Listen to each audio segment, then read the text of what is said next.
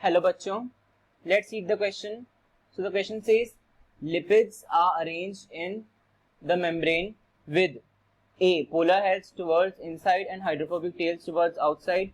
B. Both heads and tails towards outside. C. Heads towards outside and tail towards inside. Or D. Both heads and tails towards inside.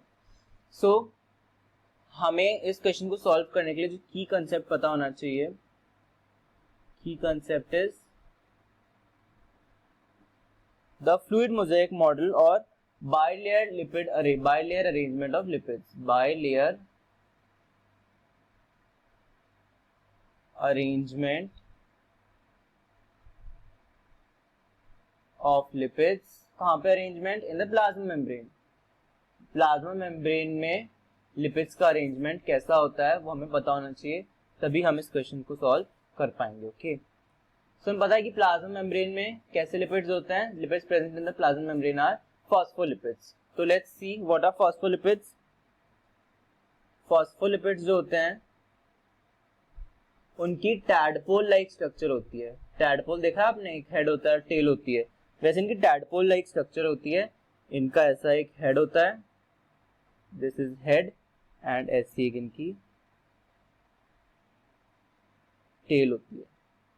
Like this, there is the tail. Okay, this is the head and this whole is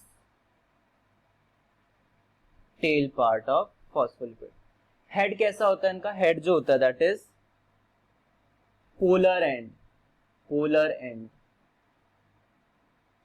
और tail क्या होता है? tail is non-polar end, tail is non-polar end.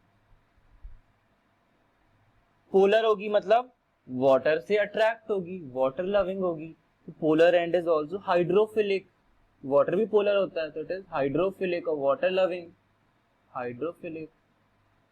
And this tail और non polar, तो ये non polar होगी तो water को रिपेल करेगी, means it is hydrophobic.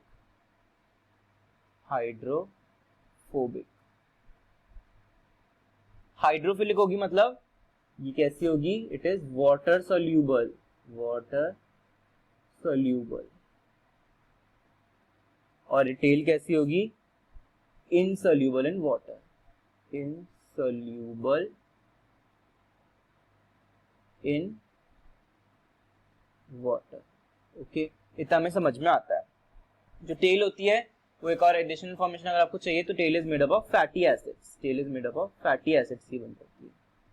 Fatty acids are hydrophobic. Okay, heads जो बना होता है वो ग्लिसरॉल, फॉस्फेट, कोलिन, इनसे बना हुआ होता है. Okay, this is the phospholipid. हमें बेसिक फॉस्फोलिपिड का स्ट्रक्चर समझ में आ गया अब. Okay, now let's see phospholipids कैसे अरेंज होगी.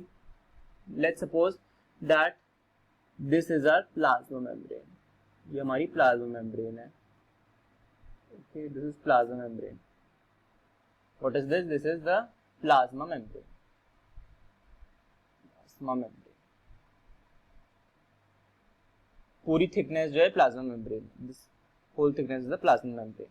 और यहाँ अंदर क्या होगा? ये सेल का इंटीरियर है. सेल का इंटीरियर क्या होगा? यहाँ पे साइटोप्लाज्म है, this is the cytoplasm. Cytoplasm का मेन कंटेंट क्या होता है? It is water. और बाहर क्या है? Extra cellular space. ये है एक्स्ट्रा सेलुलर स्पेस. यहाँ पे फ्लूइड वाटर होगा, एक्स्ट्रा सेलुलर स्पेस. ओके, तो बाहर भी वाटर और अंदर भी वाटर. तो वाटर की तरफ क्या जाता है? वाटर की तरफ रहता है हेड. हेड रहता है वाटर की तरफ और टेल रहती है अंदर. तो जो हेड्स होंगे बाहर की तरफ होंगे. क्यों? हेड्स हाइड्रोफिलिक हैं, वाटर की तरफ रहना पसंद करते हैं. बाहर भी वाटर है, अंदर भी वाटर है. साइटोप्लाज्म का मेन कंटेंट वाटर ही होता है, एक्स्ट्रा सेलुलर स्पेस का भी मेन कंटेंट वाटर होता है. तो जो हेड्स होंगे वो तो बाहर की साइड रहेंगे.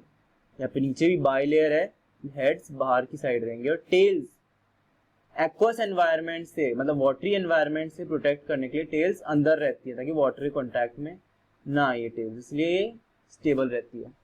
तो हम इसमें देख सकते हैं कि ये जो टेल्स हैं, दीज टेल्स आर इनसाइड.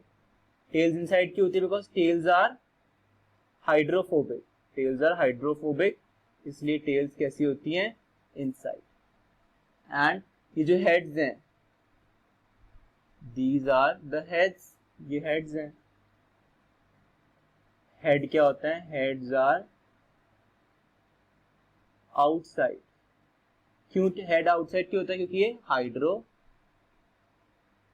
होता है, हाइड्रोफिलिक हेड्स होते हैं, इसलिए आउटसाइड प्रेजेंट होता है एक्वस एनवायरनमेंट के कॉन्टैक्ट में।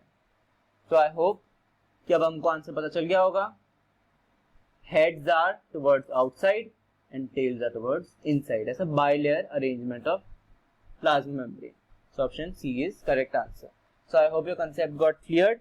Best of luck. Thank you.